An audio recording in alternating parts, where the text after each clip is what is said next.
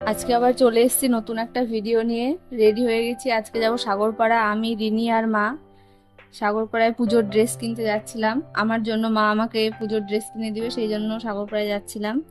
তো এই দোকানটাই দেখছিল ড্রেস, কিন্তু পছন্দ হয়নি আমাদের কারো, সেই জন্য অন্য একটা দোকান থেকে কিনেছিলাম। এখানকারগুলো ভালো লাগছিল না। আর বাড়ি আসার পথে ফুচকা খেয়েছিলাম। আজকে শনিবার ছিল, সেই জন্য মা ফুচকাওয়ালাকে জিজ্ঞেস করছিল যে নিরামিষ কিনা। তো নিরামিষ বলে সবাই খেয়েছি। আর এই হচ্ছে আমার পুজোর ড্রেস, এটা টপ আর এটা হলো জিন্স। এটা মা দিয়েছে। তো কেমন লাগছে তোমরা সবাই প্লিজ কমেন্টে জানিও। পুজোর একটা ড্রেস হয়ে গেল আমার। তারপর বাড়ি এসে দেখি দিদা রাত্রের জন্য রুটি শুরু করে দিয়েছে। তারপর ঘরে এসে একটু হারমোনিয়ামটা নিয়ে বসলাম।